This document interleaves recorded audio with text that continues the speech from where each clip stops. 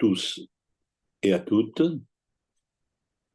Donc, je continue ce cycle sur la Russie. Et la dernière fois, donc, j'ai traité d'un premier chapitre sur Boris Yeltsin, la jeunesse, la formation. Je vais rappeler rapidement.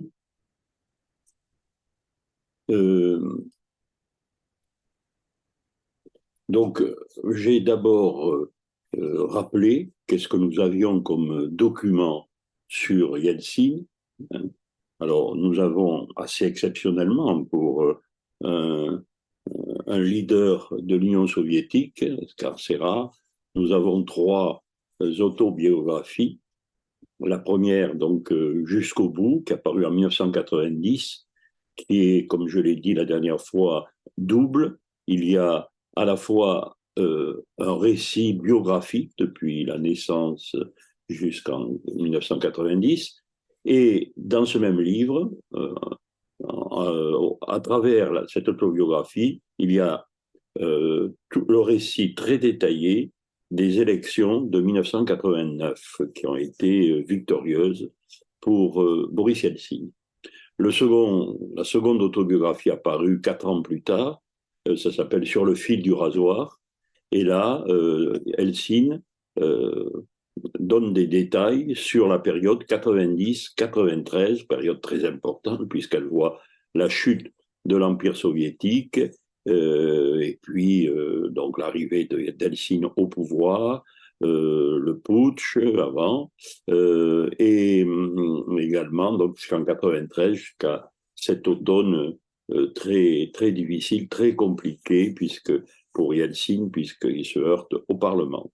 Et enfin, en 2000, donc Boris Yeltsin était déjà retiré du pouvoir, ont paru chez Flammarion ses mémoires qui, en fait, sont centrés exclusivement sur la dernière période, c'est-à-dire son second mandat et l'appel à Poutine. Alors, outre ces autobiographies, je me suis servi de 2 biographies. L'une de l'historien Jerzy Reinhardt, Boris Yeltsin et le réveil russe, et une autre, beaucoup plus récente, fondée surtout sur la documentation d'un nouvel établissement créé en 2014 en Russie, regroupant les papiers, les archives, la bibliothèque, et regroupant aussi des chercheurs sur la période Boris Yeltsin. Donc ce second ouvrage, c'est celui de Boris Minayev.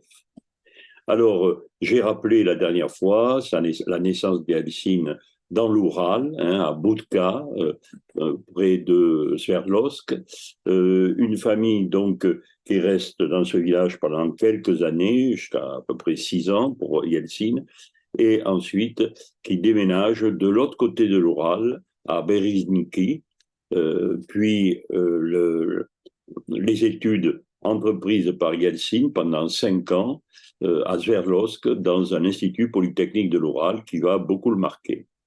Donc voilà pour la situation géographique. L'Institut polytechnique où était la ville de Sverdlovsk, que j'ai décrite comme une ville vraiment énorme qui avait bénéficié du démontage des usines pendant la Seconde Guerre mondiale et du remontage, donc notamment à Sverdlovsk. Alors ensuite, dans une deuxième partie, j'ai tenu à exprimer ce que l'historien Jerzy Reinhardt disait des autobiographies de Yeltsin. Alors bon, je n'y reviens pas. Bon, sur un certain nombre de points, il est tout à fait d'accord sur le fait que Yeltsin est vraiment russe par tous les ports, qu'il considère le monde comme un terrain de compétition, c'est un révolté, un explorateur, mais surtout ce qui domine pour lui, pour son père, pour son grand-père, c'est cette passion pour la construction. Ensuite, ce même historien montre bien que dans ses récits autobiographiques, il y a une volonté évidemment de promouvoir non seulement les livres, mais la carrière de Yeltsin. Et il démonte un petit peu ces mécanismes, c'est-à-dire comment Yeltsin introduit dans ses autobiographies le mythe russe, le mythe soviétique et le mythe collectiviste. Et enfin, j'ai terminé par l'ouvrage que je citais il y a un instant de Boris Minaïev, Destinée d'un empire, où cet historien, quand même, remet en place un certain nombre d'idées reçues ou fausses, comme la famille Helsinki, par exemple, dit-il, n'appartient pas à la paysannerie pauvre, mais à la paysannerie moyenne. Deuxièmement, contrairement à ce que a l'air de dire Yeltsin, ou plutôt ce qu'il ne dit pas, qu'il veut cacher, c'est que la famille n'a pas évité les persécutions staliniennes. Donc, c'était le chapitre premier, et aujourd'hui, donc, j'attaque le chapitre 2, qui a une unité incontestable, puisqu'elle concerne l'ascension politique de Yeltsin, comment donc l'homme entre 1960 et 1987 eh bien, passe d'une notoriété qui est locale, régionale, à une notoriété nationale. Alors, première partie, donc, la période qui va de 1961 jusqu'en 1976, pendant cette période, Boris Yeltsin donc, reste dans sa région de l'Oural, à Sverdlovsk. Alors, tout commence dans cette ascension politique par une adhésion au Parti communiste. Et à ce sujet, je veux faire remarquer que Helsinki ne s'était jamais préparé jusque-là à faire carrière dans le Parti communiste, ni pendant qu'il était à l'école, notamment à l'Institut Polytechnique. Alors, il a certainement appartenu aux jeunesses communistes, comme tous les jeunes soviétiques, mais, par exemple, dans les jeunesses communistes, il n'a pas tenté d'entrer dans leur noyau actif en essayant d'être responsable de cellules, de syndicats, propagandiste, pas du tout. Et il faut attendre l'âge de 29 ans, donc c'est en 1960, qu'un secrétaire du Parti communiste de Sverdlovsk, le deuxième secrétaire, le persuade d'adhérer au parti. En effet, il est devenu ingénieur et on lui fait savoir qu'il ne pourra pas aspirer à vraiment une progression, des promotions professionnelles si il n'est pas encarté, s'il n'a pas la carte du Parti communiste.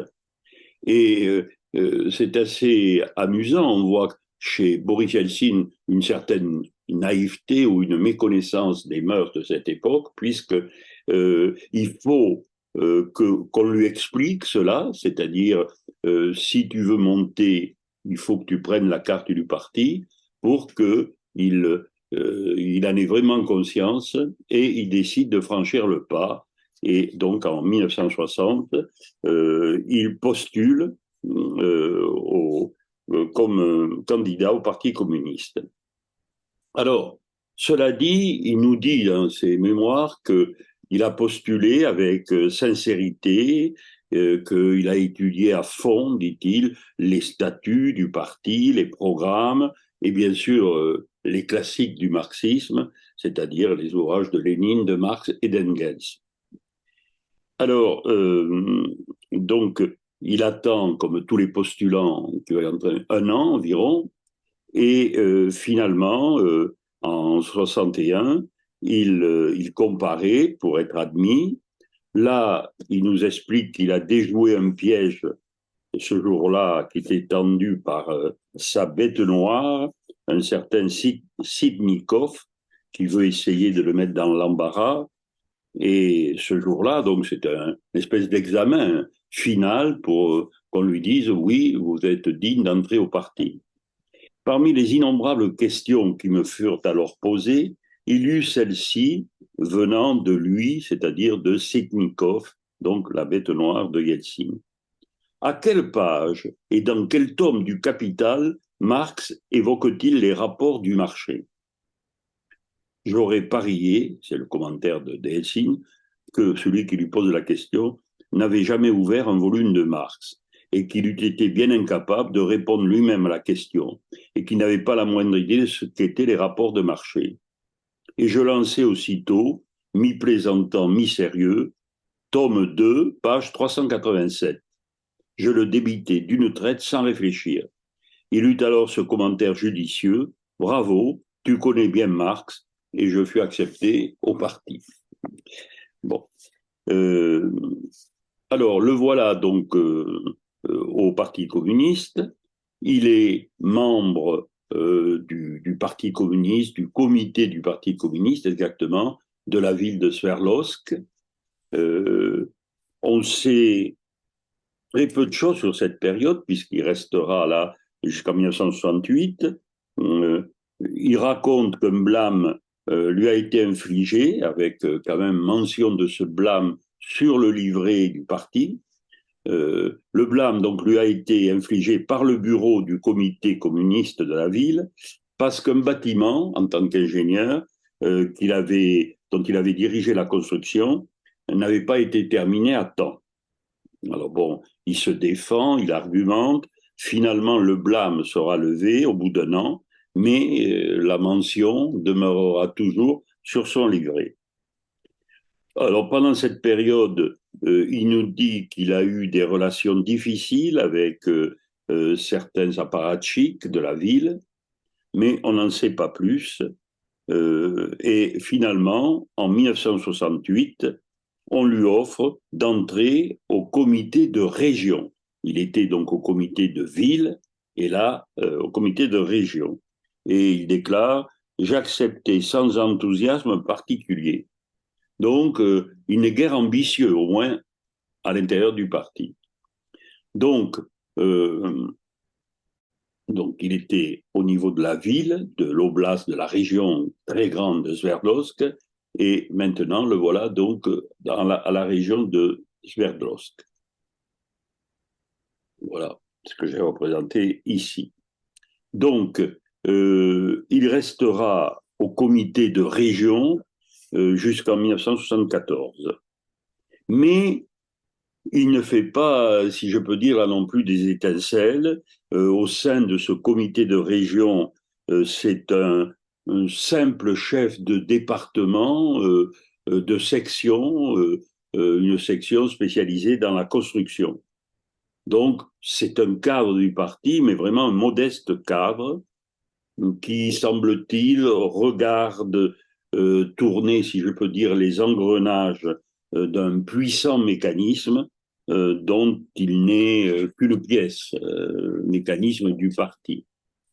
Voici ce que nous dit Minaïev à ce sujet, car on a, je le répète, bien peu de renseignements, donc tout est précieux. L'on sait, très peu de choses sur sa première période passée au comité de région du parti. D'après certains témoignages, il apparaît qu'elle ne fut pas facile à vivre. Comme ancien ingénieur en chef et ancien patron de combinat, il n'avait plus l'habitude de jouer les subordonnés. Or, voilà qu'il se retrouvait malgré lui parmi pléthore de chefs, dans l'ombre de seigneurs patentés, trempés, chevronnés, véritables bonzes du parti, sous la houlette des deux premiers secrétaires successifs.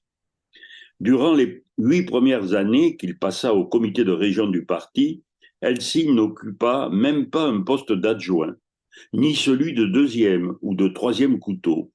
Simple chef de département, modeste cadre, un rôle étrange pour une personnalité comme la sienne. Durant ces années, on lui fit plus d'une fois la proposition de quitter Sverdlovsk pour Moscou, pour entrer dans l'appareil du secrétariat d'État au bâtiment.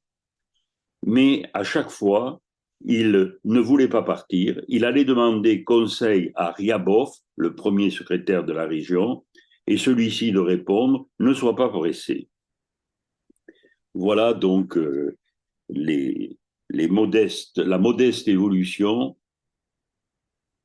Et finalement, une première proposition lui est faite après 7 ans donc comme responsable uniquement de la section de... en 1975, on lui propose, il est élu, si vous préférez, au secrétariat du comité régional. Donc, vous voyez, du point de vue de la structure, il y avait un comité et le comité était dirigé par un secrétariat. Dans ce secrétariat, il y avait plusieurs personnes, dont le patron, c'était le premier secrétaire. Là, on ne lui propose pas le premier secrétariat, mais on lui propose en 1975 d'abord d'entrer dans le secrétariat. Alors, durant cette période, donc, il est déjà plus près, il est un peu au sommet, régional, hein, on s'entend. Et durant cette période, Helsinki va s'initier aux manières, aux formules, à la phraséologie tout à fait particulière du Parti communiste. Hein, car, comme vous le savez, il s'agit d'une vraie langue codée. Il faut apprendre, c'est presque une langue étrangère. Hein. Par exemple, le mot force nous explique l'historien Minaïev. Eh bien, quand on, dans un discours, on emploie le mot force, ça exige que l'épithète qui suit soit anti-impérialiste, force anti-impérialiste. Quand on parle de l'arène, eh bien, il faut aussitôt ajouter l'arène mondiale. Le mot mouvement exige toujours qu'on le fasse suivre de communiste, le mouvement communiste. Et Minaïev nous donne à ce sujet, pour nous faire comprendre ce langage spécifique du Parti communiste, un extrait d'un discours de Brejnev. Alors, je le lis rapidement. Notre parti fait tout pour renforcer le mouvement communiste dans le monde. Aujourd'hui comme hier, nous partons du principe que la situation internationale actuelle, l'exacerbation de la lutte des classes dans l'arène mondiale, requiert impérieusement la mobilisation de toutes les ressources des forces anti-impérialistes révolutionnaires.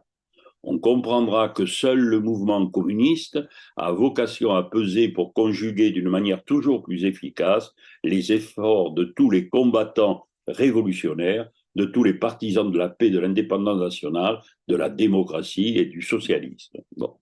Et donc, Boris Minaïev nous fait remarquer les expressions justement qui sont indispensables et que Brejnev ou celui qui a écrit le discours emploie. Le mouvement communiste, par exemple, bon, l'exacerbation de la lutte des classes, c'est des clichés donc qu'il faut employer, l'arène mondiale, les forces impérialistes révolutionnaires, les combattants révolutionnaires. Voilà un vrai discours d'un apparatchik du parti. Eh bien, Yeltsin va apprendre tout cela. On pourrait presque appeler ça une langue byzantine, mais qui est l'apanage quand même, je le répète, de la caste dirigeante de cette époque.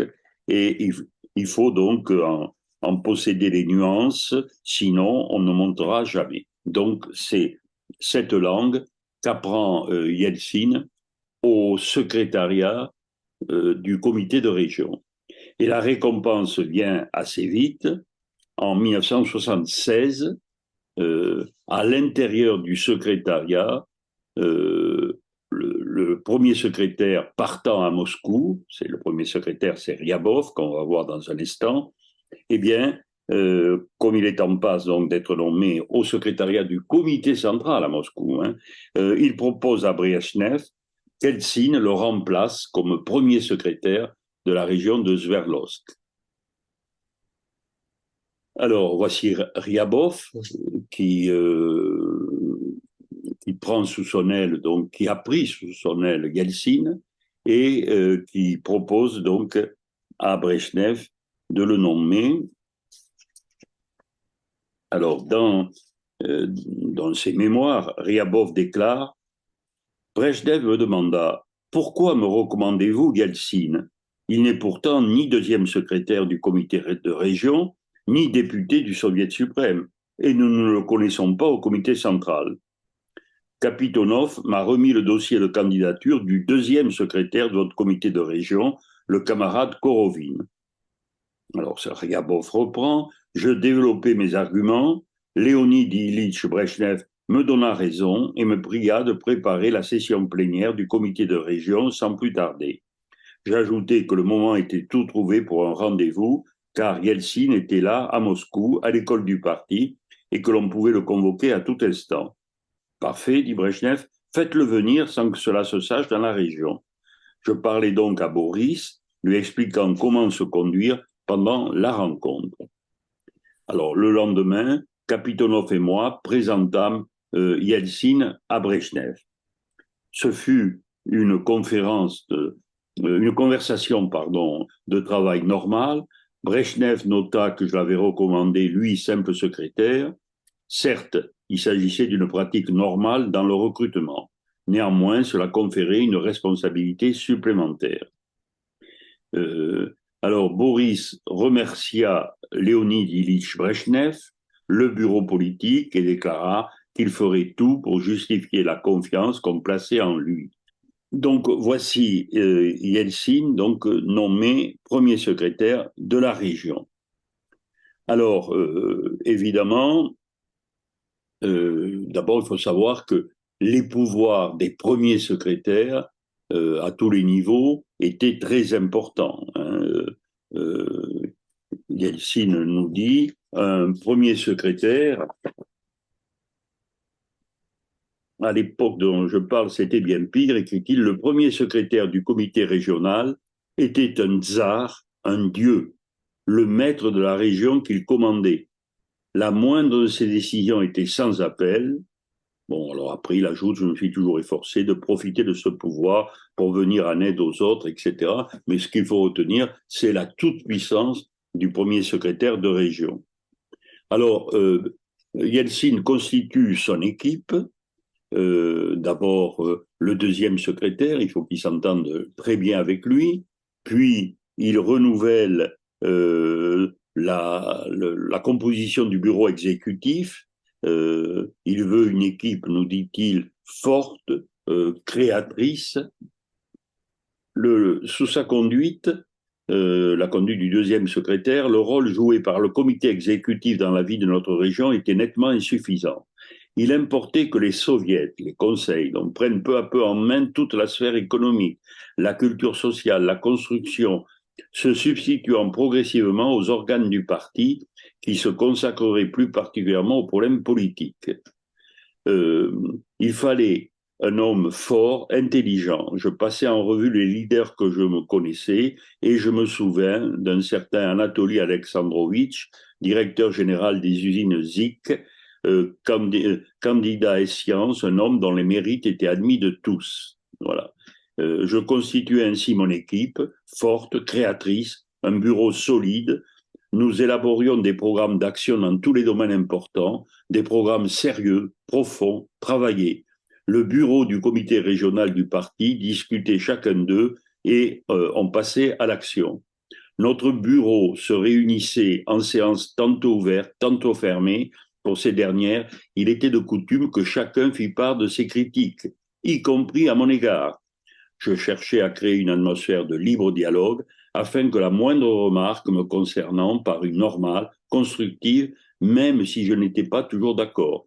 Je m'efforçais de mettre mon amour-propre en veilleuse, de me dominer. Donc, Yeltsin est en train de changer.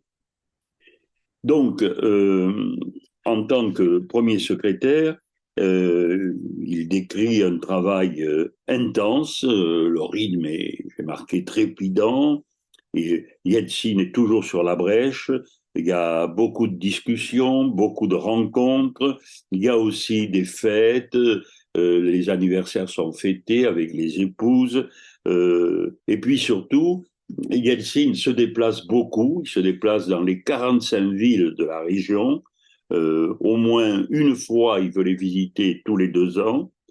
Il échange aussi beaucoup avec les militants de base, des ouvriers, des kolkhosiens.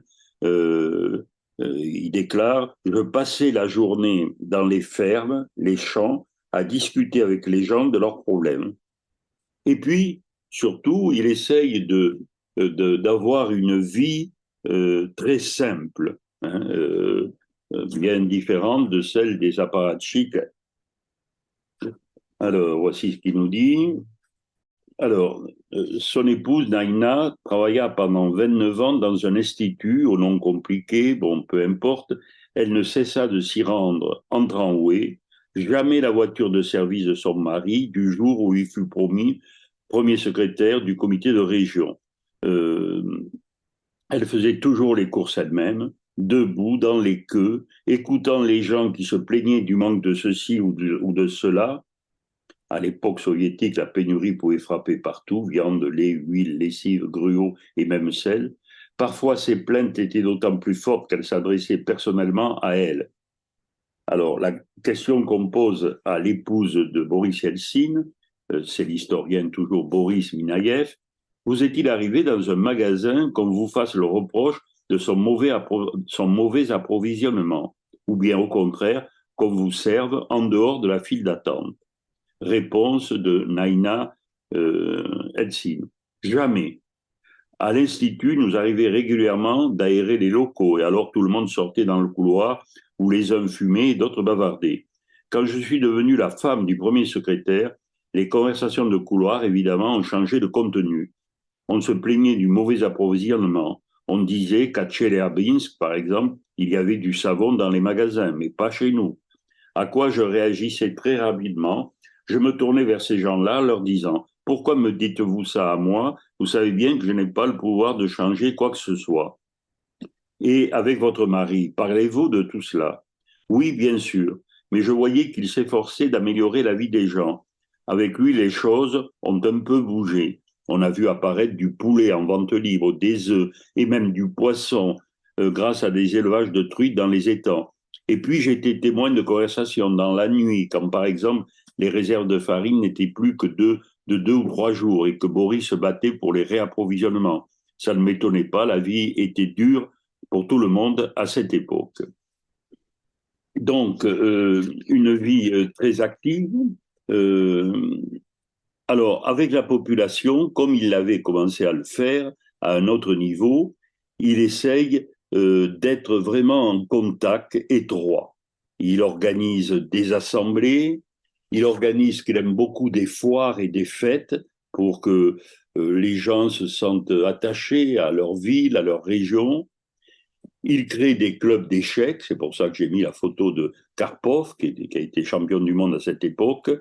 Euh, il fait venir dans la région l'astronaute Sevastianov, qui était une très grande vedette de l'époque. Il crée une équipe de volleyball au sein même du bureau du comité régional. Cette équipe joue 2 fois par semaine. Bon, il organise donc toujours des rencontres avec les enseignants, les fonctionnaires de la santé, les étudiants, les jeunes, les pionniers. Euh, donc, il y a beaucoup de sociabilité, de rencontres. C'est le style Yeltsin. Euh, Néanmoins, il sait que pour obtenir justement ce qu'il souhaite, c'est-à-dire une amélioration du système, il faut qu'il ait de bonnes relations avec ses supérieurs. Alors, notamment avec Brejnev, il s'efforce de faire appuyer ses projets par Brejnev, il le rencontre, mais enfin, j'ai mis cette photo de Brejnev, où Brejnev est soutenu, vous le voyez, par des amis, des collègues, des collaborateurs, mais on voit très bien qu'il a du mal à marcher, il cherche le sol. Bon. Et Yeltsin nous dit: je crois qu'à la fin de sa vie, Brejnev ne savait plus ce qu'il faisait, signait, disait, sans savoir. Le pouvoir était aux mains de son entourage. Autrement dit, Brejnev, à cette époque, laisse le pays vraiment à l'abandon. Il s'en occupe de moins en moins, d'où d'ailleurs une autonomie de plus en plus complète, évidemment, au niveau régional. Il a également de bonnes relations, Eltsine, avec l'armée, localement. Il y a un conseil militaire de l'Oural et Yeltsin s'efforce de rendre visite assez souvent aux unités militaires. Il s'entretient avec les soldats du rang, il participe à l'instruction, s'intéresse au matériel et surtout, il s'insurge contre les conditions qui sont faites aux soldats, qui sont déjà épouvantables. Hein. Ça a été une révélation ces temps-ci, au moment de la guerre contre l'Ukraine, mais les conditions des soldats ont toujours été très dures. Les officiers les considérant comme des vassaux n'ayant pas droit au chapitre. Voici ce que dit Yeltsin à ce sujet, avec le sujet des militaires. Lorsqu'au cours d'une visite aux unités, je demandais pourquoi il n'y avait pas de critiques venant de la base, pourquoi les soldats n'ouvraient pas la bouche. Je suscitais quelque embarras. L'affaire fut répercutée au sommet, mais on l'étouffa. Moi, je ne modifiais pas ma conduite d'un iota, et peu à peu au sein du parti et du Komsomol, tout au moins, un mouvement s'amorça. Les membres du Komsomol, donc des jeunesses communistes, redressèrent la tête, des discours vaguement contestataires résonnèrent à l'adresse de la direction militaire. C'était une nécessité. Il a aussi, avec le KGB local, des relations très convenables. Il se rend souvent dans les services du KGB. Il étudie le fonctionnement du KGB. Il finit par connaître assez bien la structure, l'ensemble du système, alors que pour ses autres collègues, le KGB, ça reste un mystère. Ensuite, donc, il s'efforce de lancer des chantiers importants. Hein, par exemple, il met en place ce qu'il appelle les chantiers de jeunesse. Alors, dans ces chantiers, les hommes, en dehors de leur travail, construisent des maisons pour leur famille. Euh, alors, au lieu d'attendre 10 ou 15 ans que les constructions soient faites, et bien, au bout de 3 ou 4 ans, c'est le cas. Donc, c'est les chantiers de jeunesse.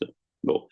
Euh, donc, les nouvelles constructions sont vraiment hâtées. Le problème du logement était essentiel déjà depuis des années et des années, mais il essaye de faire avancer la solution, et notamment, il va souvent à Moscou pour se faire appuyer, je l'ai dit, donc, de Brejnev, mais comme Brejnev est devenu inopérant auprès de Kirilenko ou de Kosygin, et ses appuis réussissent.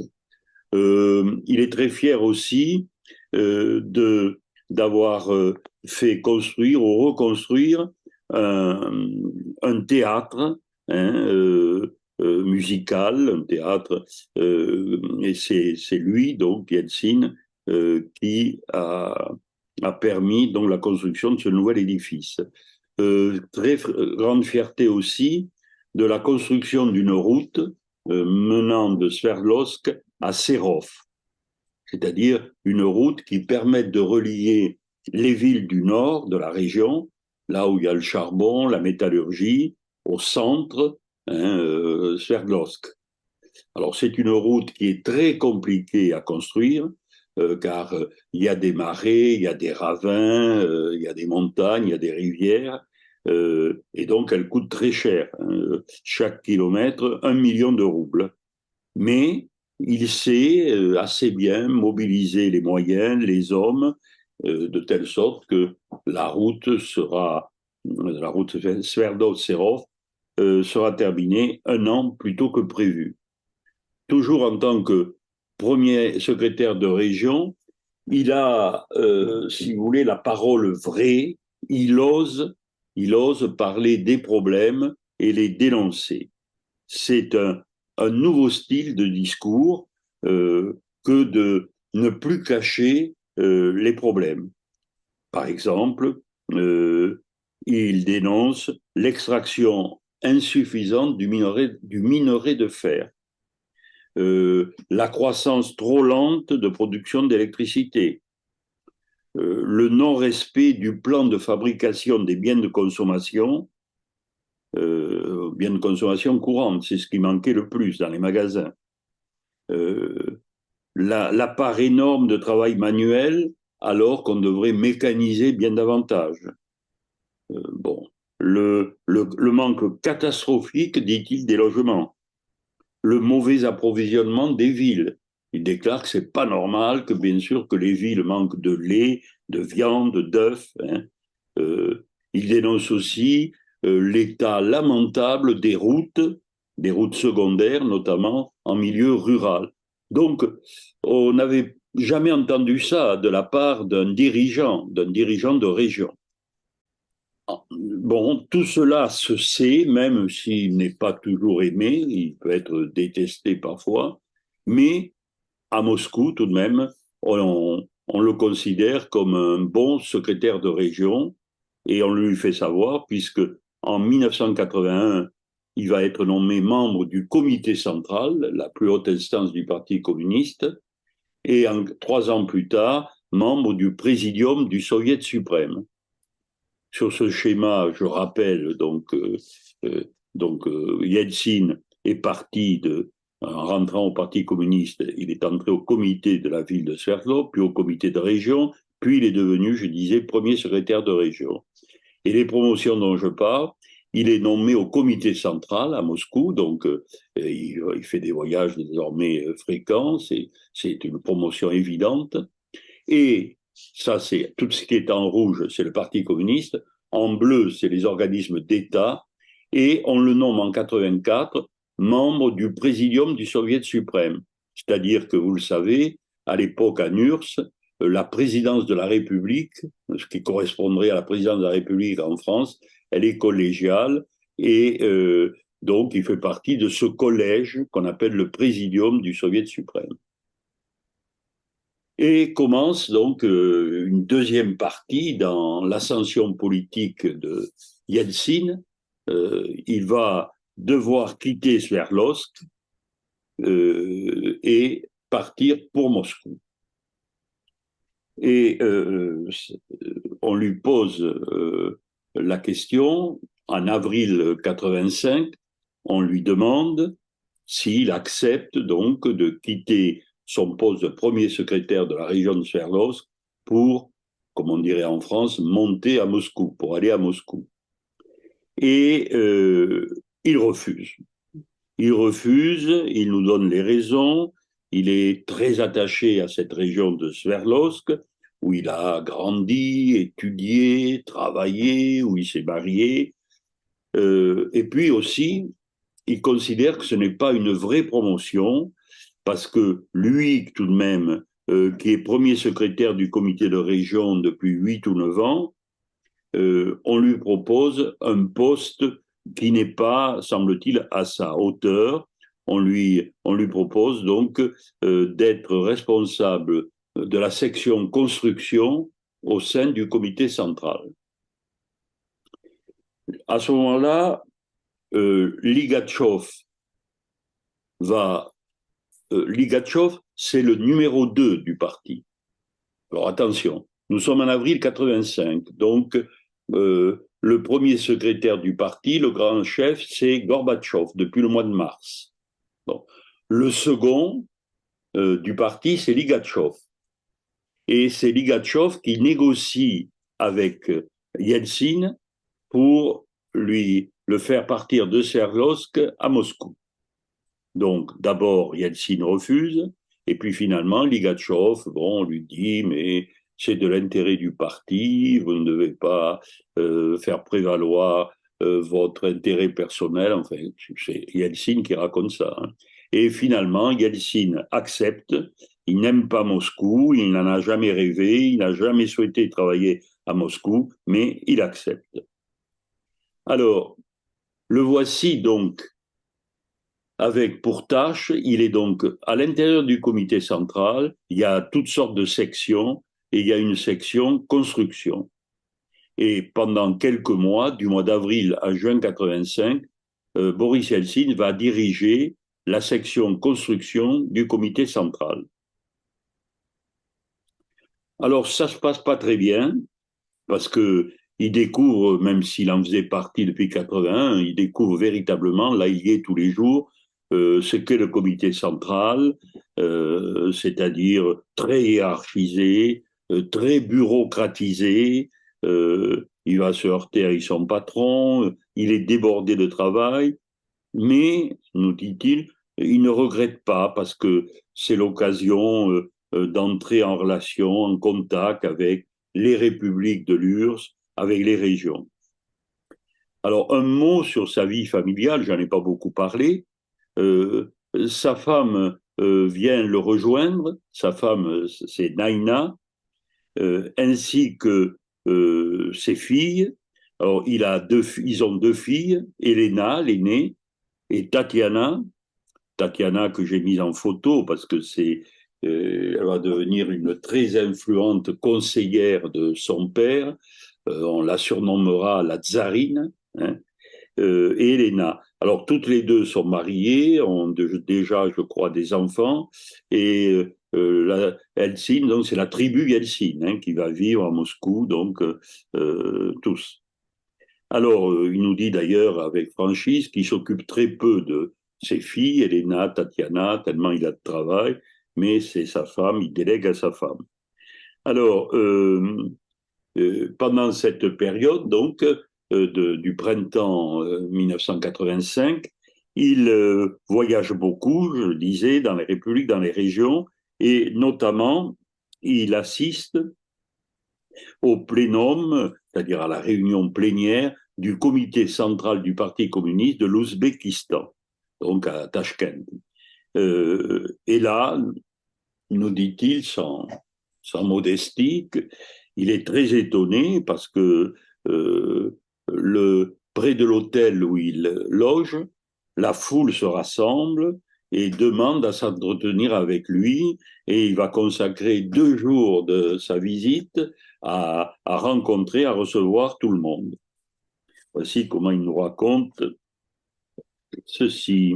Mon premier visiteur, donc, fut un employé du KGB qui se plaignit de la corruption florissante dans la région.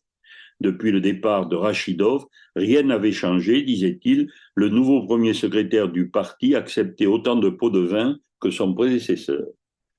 Mon interlocuteur me fournit un certain nombre de pièces à conviction sur le nouveau secrétaire, ou plutôt contre le nouveau secrétaire, et me pria de prendre des mesures. Il n'y a que Moscou qui le puisse, souligna-t-il. Ici, la moindre tentative se heurte à la résistance de l'appareil. Je promis d'étudier très soigneusement le dossier qu'il m'avait apporté et, s'il était aussi sérieux qu'il le semblait, d'en parler à qui de droit. Les visiteurs se succédèrent et 2 jours durant, j'entendis des histoires invraisemblables mais bien réelles de corruption au niveau le plus élevé du parti.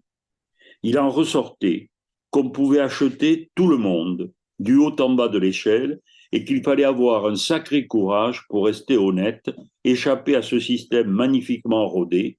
C'était justement ces gens-là qui venaient me trouver. On a beaucoup parlé depuis de ces affaires, mais à l'époque, j'étais en état de choc. Je me promis d'en entretenir Gorbatchev dès mon retour à Moscou. Alors que je m'apprêtais à rentrer, il m'arriva une histoire très symptomatique. Je demandai ma note au restaurant, à l'hôtel où je logeais. On me répondit que tout était payé. Je priai mon chef de sécurité d'expliquer à mes hôtes que je ne plaisantais pas, que je voulais ma note. Il revint découragé. Mes repas étaient payés en vertu d'un article spécial du règlement du comité central de la République. Il avait vérifié. Je perdis mon calme et presque en hurlant, allai moi-même réclamer mon addition. De retour à Moscou, je me plongeai aussitôt dans les documents que j'avais rapportés et m'en fut trouvé Gorbatchev. Je lui brossai un tableau détaillé de la situation et lui dis pour finir qu'il importait de prendre sans délai des mesures draconiennes. Donc tout ceci révèle l'état de l'Union soviétique à cette époque. On va lui proposer donc une nouvelle fonction plus importante d'ailleurs, beaucoup plus importante, euh, puisque il s'agit donc d'être chef du Parti communiste de Moscou. auparavant, même si c'est un peu des détails quand même. Donc, il était parti de Sverdlovsk pour Moscou, Yeltsin, pour devenir chef de la section construction du comité central. Mais il n'y est resté que 2, 3 mois. En juin, on lui avait proposé d'exercer le même poste, responsable de la construction, mais à l'intérieur du secrétariat général. C'était beaucoup plus flatteur d'être au secrétariat général, bien sûr. Bon, il avait accepté. Et au mois de décembre de cette même année, donc l'année où il arrive à Moscou, c'est là qu'on lui fait la proposition d'être responsable du Parti communiste de la ville de Moscou. Donc, vous voyez, j'ai mis à part, hein, mais Moscou, bien sûr, capitale, le Parti communiste, c'est pas rien. Hein. Euh, c'est sur 9 millions d'habitants à Moscou à cette époque, eh bien, le Parti communiste représente 1 200 000. Donc, alors, c'est Gorbatchev qui l'a nommé là, bien sûr. Euh, alors, dans un premier temps, Yeltsin nous dit que ce choix est absurde, qu'on n'aurait jamais dû faire appel à lui pour un tel poste. Lui, dit-il, je suis un ingénieur, moi, un ingénieur du bâtiment. Je ne connais pas les cadres du parti. Puis il finit par dire, alors peut-être que Gorbatchev a pensé que, en raison de mon caractère, je pourrais déblayer le terrain, combattre la mafia, bref, renouveler les cadres. Donc, que je jouerais le rôle de bulldozer à l'intérieur de ce parti communiste de Moscou qui l'exigeait. Donc,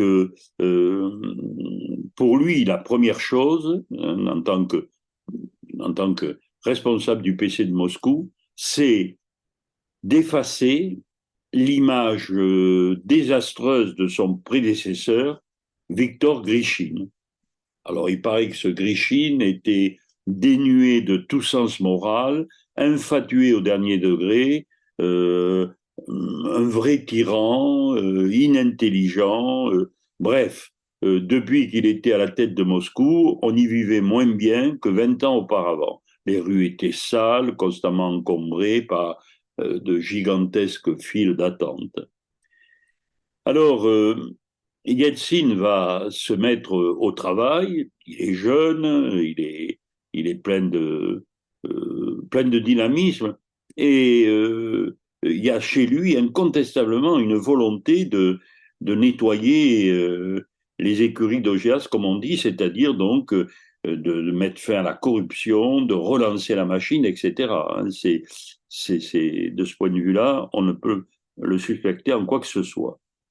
Alors, il va d'abord renouveler la direction du parti de Moscou, ça veut dire écarter les apparatchiks qui sont fidèles, qui étaient des fidèles de Grishine, et il se met en quête d'hommes nouveaux. Il renouvelle environ 60% des effectifs des comités de district. Euh, Ensuite, il va s'appuyer sur les médias. Par exemple, il rend visite à la rédaction de Moskovskaya Pravda. Il y a un nouveau rédacteur en chef qu'il soutient. Il encourage l'orientation de ce journal très important à Moscou, l'orientation critique. Paraissent à l'époque de Yeltsin des articles sur la drogue, sur la prostitution, sur le crime à Moscou. Jamais auparavant, ces sujets n'avaient été abordés. Jusque-là, les journaux étaient très dociles. Il rencontre aussi la rédaction moscovite de la télévision et il l'encourage à produire de nouvelles émissions, plus distrayantes, plus critiques aussi. Il y a notamment 2 émissions qui, paraît-il, ont de suite beaucoup de succès. L'une s'appelle Moscou et les Moscovites. Je suppose qu'il s'agit de la vie quotidienne des Moscovites et de dénoncer ce qui ne va pas. Et une autre émission à succès, à l'époque Yeltsin, Bonsoir Moscou.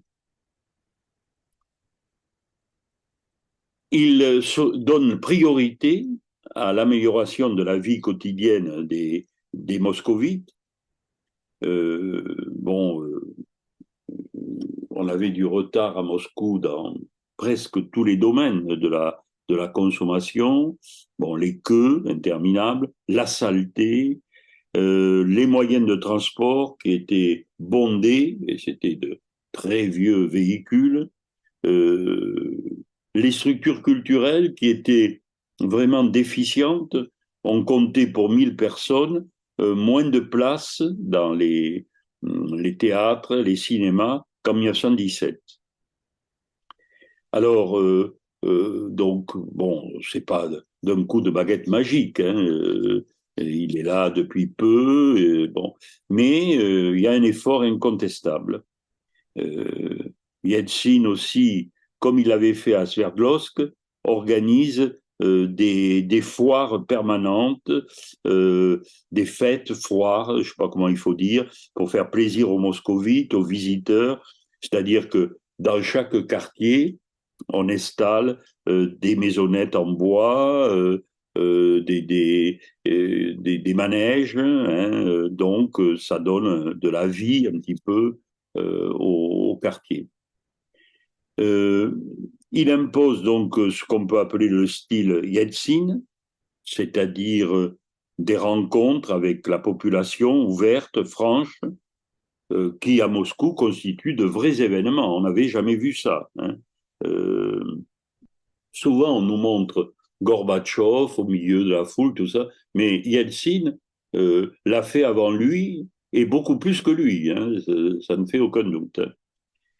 Euh, alors, il multiplie les visites aussi anonymes, hein, dans les magasins, les cantines. Jusqu'au bout, il écrit,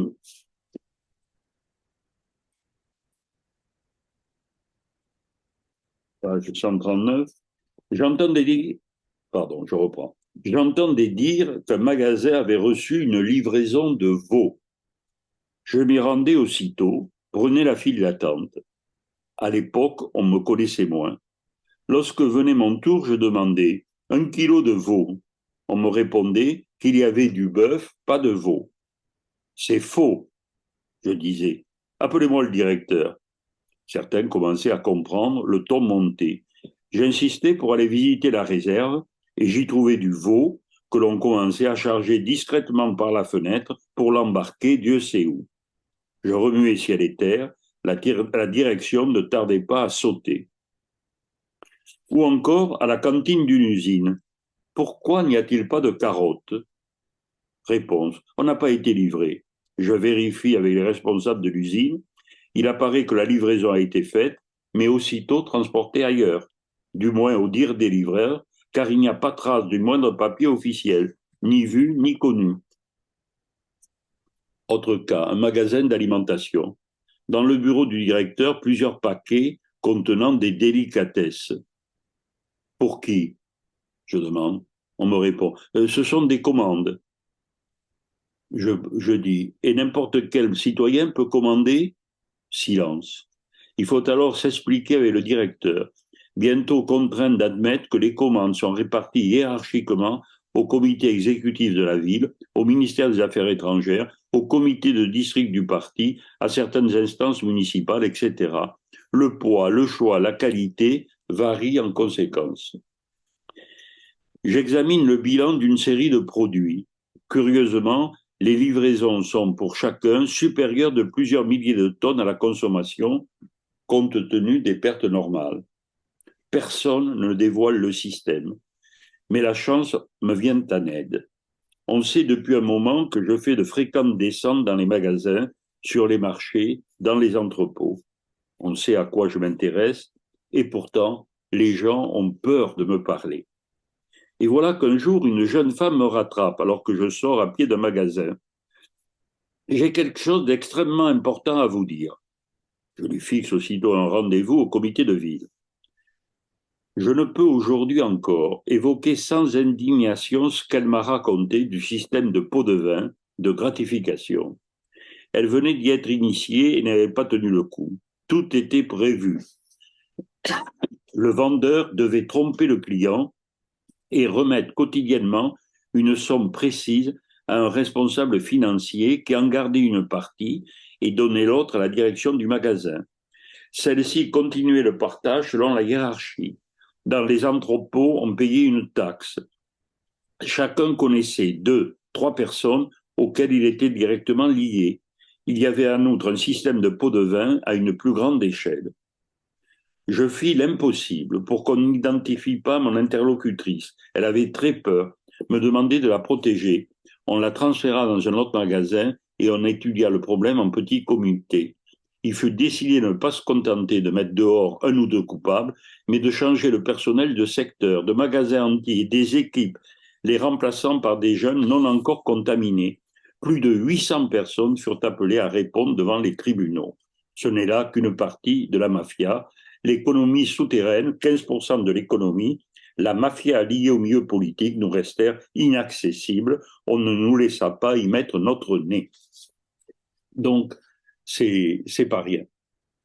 Il s'impose donc un rythme de travail assez impressionnant,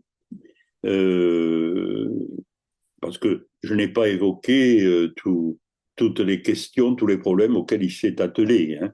Il a essayé aussi, pendant qu'il était donc premier secrétaire du parti de Moscou, de limiter le nombre des migrants. On faisait venir des tas de gens de la province, de la campagne, et on les exploitait, on leur faisait faire les plus dures besognes. Il a tenté de déplacer hors de Moscou des usines polluantes.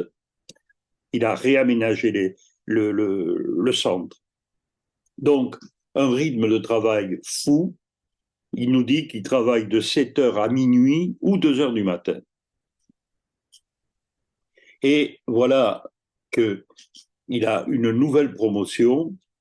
Il est nommé donc en février 86 membre suppléant du Politburo, la véritable instance décisionnelle du Parti communiste.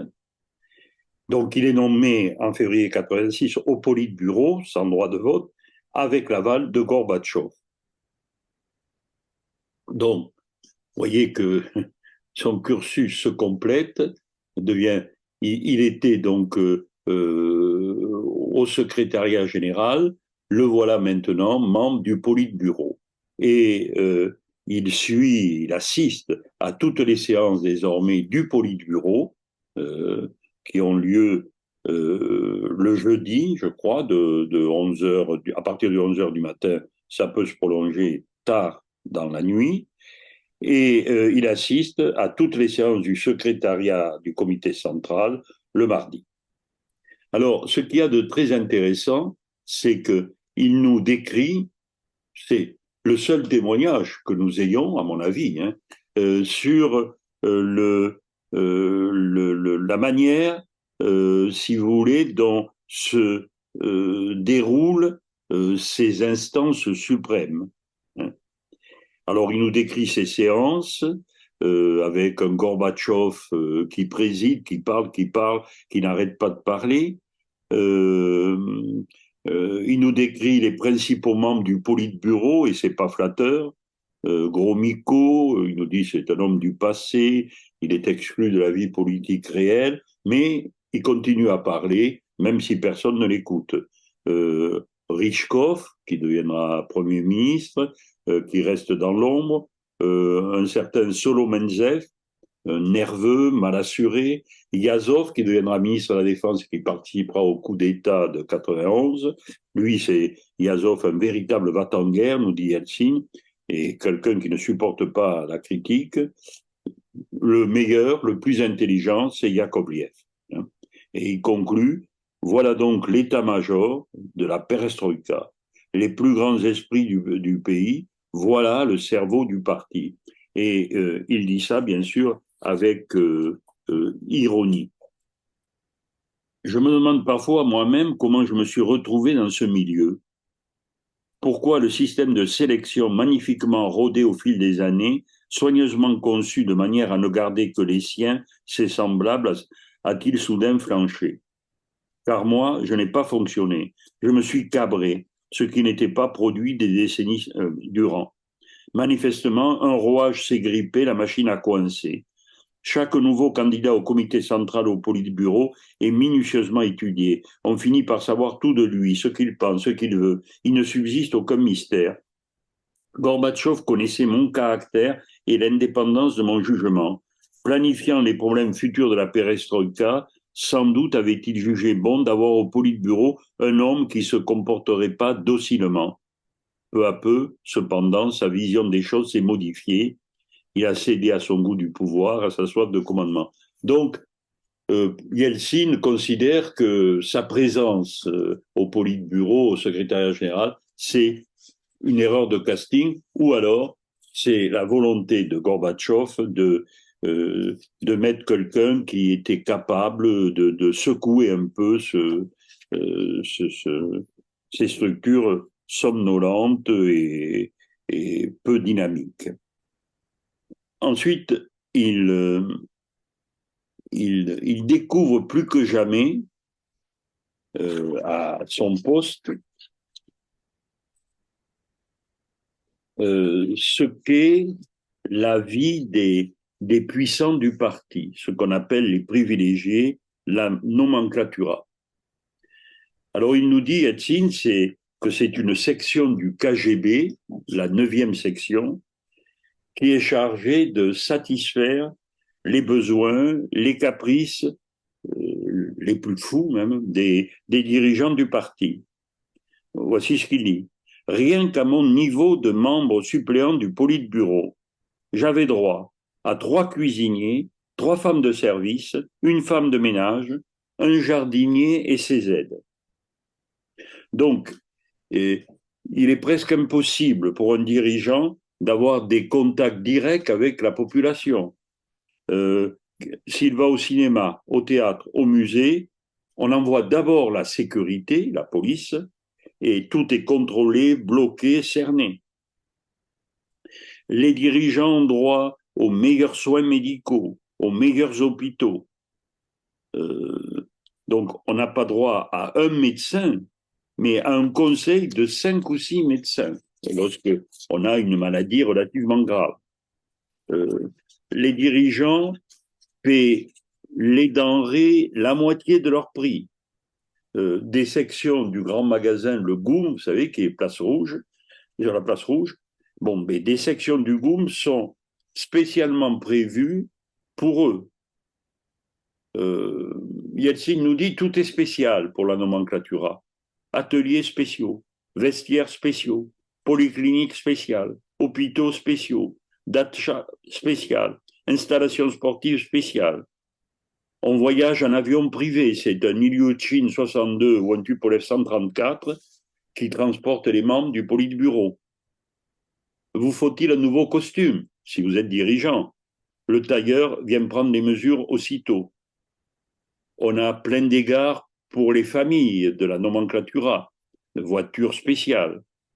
Bien sûr, le dirigeant a droit à l'asile, une voiture considérée comme luxueuse. Les dachas, les maisons où ils habitent, sont énormes et luxueuses. Voici celle dévolue à la famille Yeltsin.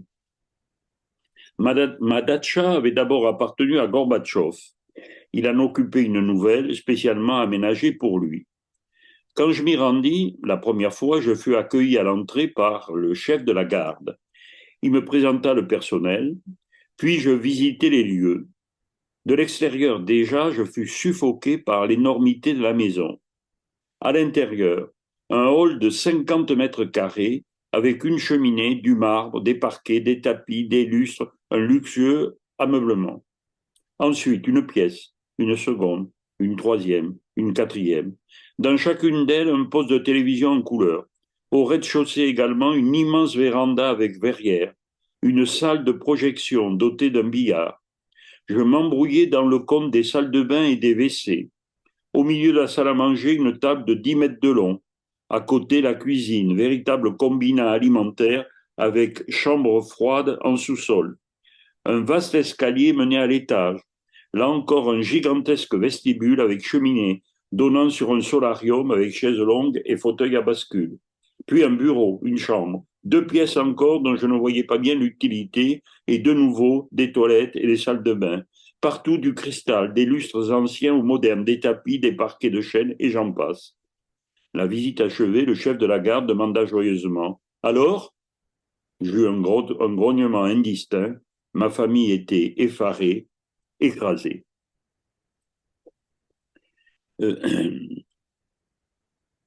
Donc, Yeltsin est de plus en plus remonté contre tous ces dysfonctionnements, hein, et il le dit, et bien entendu, ses critiques le font mal voir dans cette atmosphère feutrée du Politburo, hein.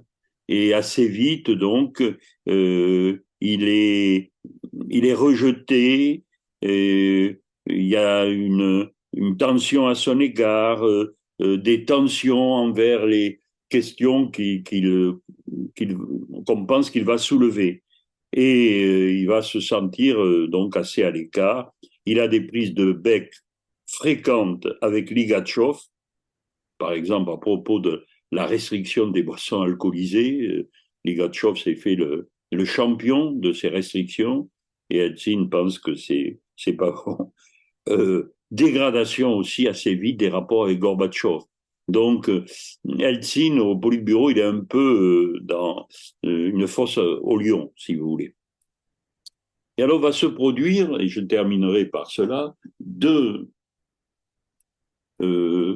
initiatives très importantes de Yeltsin au sein dans cette nomenclatura, parmi ses apparatchiks.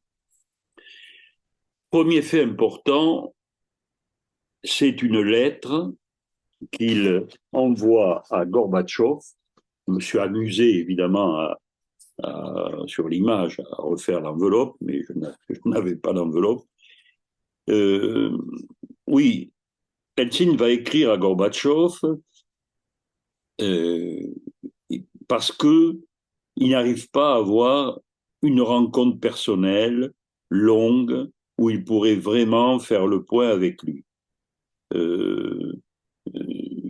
Yeltsin est à l'époque profondément convaincu que derrière l'apparence de stabilité politique de l'URSS se cache une catastrophe. Et que pour l'éviter, cette catastrophe, il faut prendre des mesures radicales, ne plus cacher les réalités. Bon, il le dit sans cesse, réduire les commandes de l'État au complexe militaro-industriel, il faut diminuer le nombre des chars, des missiles, et au contraire, revivifier l'économie de consommation. Et on peut dire, je pense, que Yeltsin voit la menace de catastrophe bien avant ses collègues du bureau politique. C'est pour ça qu'il est un des seuls à les dénoncer, et c'est pour ça qu'il voudrait parler à Gorbatchev. Or, Gorbatchev évite Yeltsin.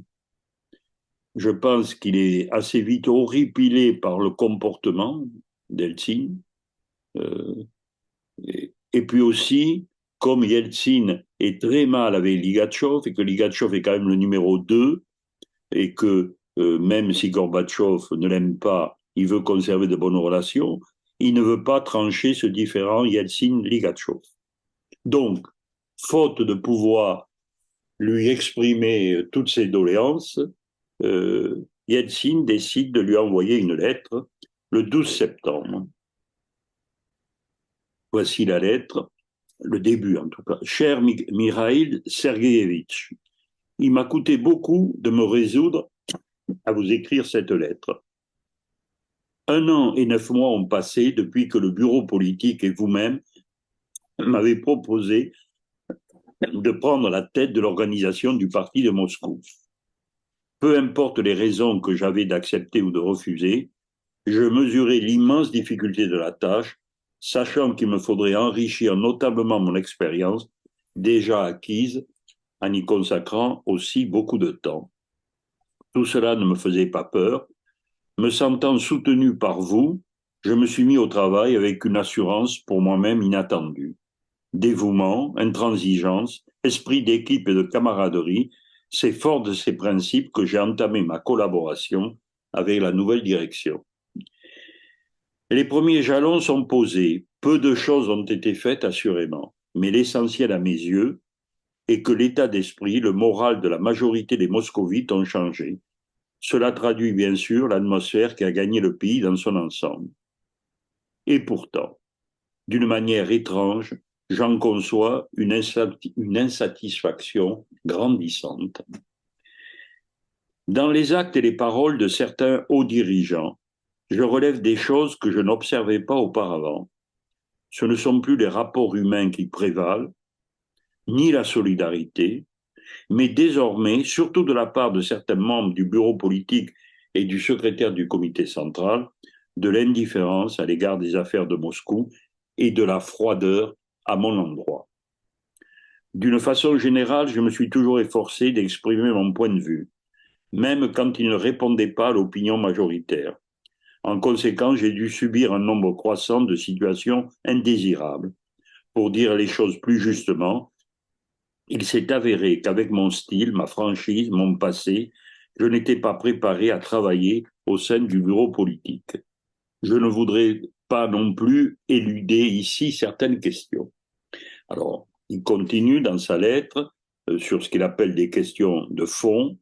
Ne le sont pas toujours, c'est un peu confus, mais enfin, il y a par exemple, il reproche le style qu'il appelle inapproprié de Ligatchov, euh, qui est copié par ses subordonnés et qui n'est pas bon. Il dénonce l'approche mesquine et bureaucratique des organisations du parti. Et voici ce qu'il écrit. Il y a trop de papiers, trop de réunions pour des riens, trop de chipotage, de chasse aux éléments négatifs à verser au dossier. Il déplore bien sûr les attaques incessantes contre lui. Il parle de dénigrement à son égard, d'action concertée de dénigrement. Il déplore le manque de confiance, d'esprit de camaraderie, d'abnégation. Il déplore le manque de courage dans l'expression critique, notamment vis-à-vis de lui, Gorbatchev. Personne, dit Eltsine, n'ose critiquer Gorbatchev. Bref, il conclut la lettre en disant « Si l'on continue dans ce sens, la perestroïka reviendra à la stagnation brejnevienne. » Aussi, Yeltsin, pour ne pas être un problème de plus pour Gorbatchev, lui donne sa démission. Je ne le voudrais pas aussi pour cette raison que malgré les efforts inouïs que vous déployez, la lutte pour la stabilité aboutira à la stagnation, une situation identique à celle que nous avons déjà connue. C'est inacceptable. Tels sont quelques-uns des motifs et raisons qui m'ont poussé à vous adresser ma demande. Il n'y a là ni faiblesse ni lâcheté. Je vous demande de me libérer de ma fonction de premier secrétaire de l'organisation du parti de Moscou, ainsi que de mes obligations de membre candidat du bureau politique du comité central. Je vous prie de considérer la présente comme une demande officielle. Avec ma considération, Yeltsin. Donc, ce n'est pas rien. Il vient de donner sa démission à Gorbatchev. Gorbatchev ne répond pas. Aussi, un an après, Eltsine remet cela. Mais cette fois-ci, ce n'est pas une lettre qu'il adresse à Gorbatchev. C'est en plein comité central, le 21 octobre 1987, donc devant tout le gratin du parti, qu'il redonne à nouveau sa démission, mais en la justifiant. Et donc, il reprend dans cette intervention, pour donner ses motivations, il dit mon intervention s'impose parce que tous les dirigeants que vous êtes nagent dans l'euphorie de la perestroïka. Le Politburo se limite à des louanges creuses. Donc, les seules impulsions viennent de Gorbatchev, mais on ne le suit pas. Donc, il faut vraiment changer les choses.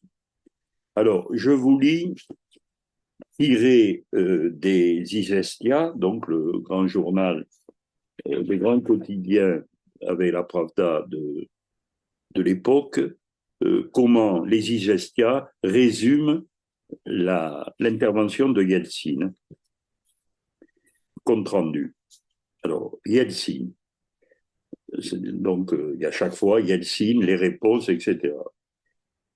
Les rapports, les projets de rapport, tant celui d'aujourd'hui que celui du 70e anniversaire d'octobre, ont été examinés par le Politburo. Ayant à cette occasion formulé quelques propositions, dont une partie a été retenue, je n'ai plus de remarques à ce sujet. Je voudrais cependant soulever une série de questions qui se sont posées à moi au cours de mon travail au sein du Politburo. Je reconnais pleinement les immenses difficultés que rencontre actuellement la perestroïka. Je n'ignore pas les responsabilités, les devoirs qui sont les nôtres. Il me semble qu'il eût fallu commencer par une restructuration de l'activité des comités du parti, voire du parti tout entier, depuis le secrétariat du comité central, comme cela avait été envisagé au plénum de juin. 5 mois ont passé depuis et rien n'a changé. Le fonctionnement du secrétariat, le style de Ligachev est resté le même. Les querelles en tout genre, les coups de semonce que Gorbatchev déclarait aujourd'hui inadmissibles sont tolérés. Cet esprit, cette énergie révolutionnaire, cette camaraderie de parti à l'égard de nombreux comités font cruellement défaut. J'estime qu'il conviendrait de tirer les leçons du passé, d'affronter vraiment les fameuses taches blanches de l'histoire qu'évoquait il y a un instant Gorbatchev, et effectuant le bilan du présent, de prendre la mesure de l'avenir. Que devons-nous faire? Comment rectifier? Ne plus tolérer les erreurs d'hier. Je crois qu'en annonçant au Congrès que la perestroïka s'effectuerait en 2 ou 3 ans, 2 ans ont presque passé, on a considérablement désorienté les gens, le parti, les masses. On s'aperçoit actuellement que l'attitude à l'égard de la perestroïka subit des flux et des reflux. Elle a d'abord suscité un immense enthousiasme. L'effervescence était grande, y compris pendant le plénum de janvier. Mais après le plénum de juin, la confiance a bel et bien chuté, ce qui nous inquiète beaucoup. Les 2 années écoulées ont été perdues à élaborer des textes qui n'ont pas véritablement touché la vie des gens, ébranlant leur espoir. J'en déduis qu'il faudrait montrer plus de prudence pour les 2 ans à venir quant au délai, aux cadences réelles de la perestroïka. 3. Je suis inquiet de constater depuis quelque temps une tendance assez nette de certains membres titulaires du Politburo à flatter Gorbatchev, le secrétaire général. Dans les circonstances actuelles, j'estime cela inadmissible, alors même que s'instaurent entre nous les formes les plus démocratiques de camaraderie dans le respect des principes. Des critiques directes, formulées droit dans les yeux, voilà de quoi nous avons besoin, et non de ces discours creux qui peu à peu risquent de devenir la norme, de tourner au culte de la personnalité. C'est inacceptable. Je comprends que cela ne peut aujourd'hui dépasser les limites supportables, prendre des formes intolérables. Bon. Et il annonce donc qu'il démissionne. Évidemment, vous le voyez, c'est une critique extrêmement vive et douloureuse pour Gorbatchev, puisqu'il critique la manière dont la perestroïka a été conduite. Bon. Et il blâme évidemment tout le personnel, tout l'entourage de Gorbatchev. Et enfin, il en vient à cette idée qu'il faut critiquer Gorbatchev, que c'est une nécessité. Alors, les réactions de Gorbatchev sont bien sûr à ce discours. Il s'était tu pour la lettre, mais là, ça devient véritablement insultant à ses yeux. Donc, d'ailleurs, dès qu'il a terminé son discours à la tribune, aussitôt les adversaires d'Helsinki, mais aussi des hommes auxquels il croyait un peu ses amis, vont à la tribune et le mettent en pièces, le lynchent. Hein. Donc, Gorbatchev n'a plus trop à faire. Alors, donc, dès le 11 novembre, Eltsine est démis de ses fonctions de président du comité moscovite du parti, mais il reste membre suppléant du Politburo. Bon. Néanmoins, l'éviction d'Eltsine représente une victoire pour les conservateurs. Alors, Yeltsin est donc libéré de son poste, il sera libéré de son poste de suppléant au Politburo l'année suivante, en 88. Bref, à partir de ce discours, Yeltsin, c'est fini pour lui de sa carrière. Et apparemment, et il est conscient, d'ailleurs, avant de partir faire son discours, il a réuni sa famille et il l'a averti qu'il peut tout perdre. On va donc lui faire payer très cher cette expression critique, qui pourtant, j'insiste énormément, est de qualité, un peu brouillonne, mais le fond est de grande qualité. Yeltsin, là, à cette époque, c'est le grand Yeltsin. Hein. Jamais on ne le retrouvera aussi lucide, aussi courageux, aussi vif hein, dans sa dénonciation. Mais on va lui faire payer cher et ça va être le vide autour de lui pendant plusieurs mois. Il va néanmoins rebondir, mais pendant plusieurs mois, il va devoir être hospitalisé, il a ses problèmes cardiaques et il est au fond du trou. Mais, nous allons le voir ressurgir, mais d'une autre manière, quelques mois plus tard. Je vous remercie. Si cette vidéo vous a plu, vous pouvez nous rejoindre à l'Université du temps libre de Tarbes et de Bigorre à l'adresse utl-tb.info. Et n'oubliez pas, si ce n'est déjà fait, de vous abonner.